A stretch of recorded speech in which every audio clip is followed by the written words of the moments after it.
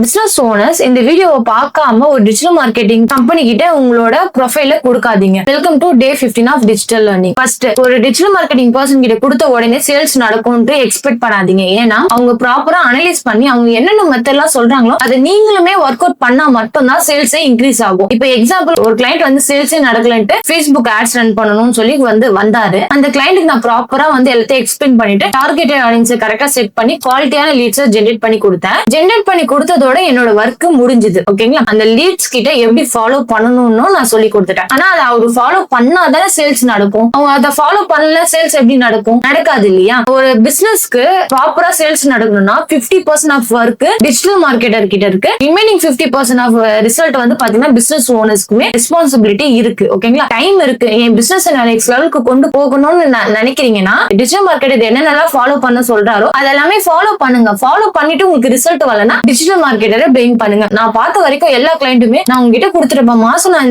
இவ்வளவு பேமெண்ட் பண்றேன், எனக்கு சேல்ஸ் நடந்தணும் அப்படின்னு நினைக்காதீங்க. ஃபர்ஸ்ட் நீங்க அவங்கள ஒரு ஃப்ரெண்டா பாருங்க. டிஜிட்டல் மார்க்கெட்டரை ஒரு ஃப்ரெண்டா பார்த்துட்டு அவங்க கூட என் பிசினஸ்க்கு என்னென்னலாம் பண்ணலாம், நீ சொல்றது நான் அப்படியே ஃபாலோ பண்றேன், ஆனா எனக்கு ரிசல்ட் வரணுமா, என்னோட பிசினஸ் உன்னோட பிசினஸ் மாதிரி பண்ணு, அந்த ஒரு வேர்டை சொல்லுங்க. அவங்க பெர்ஃபெக்ட்டா உங்களுக்கு ஒர்க் பண்ணி கொடுப்பாங்க. ஓகேங்களா? இந்த வீடியோ உங்களுக்கு யூஸ்ஃபுல்லா இருந்துச்சுன்னா என்ன ஃபாலோ பண்ணிக்கோங்க.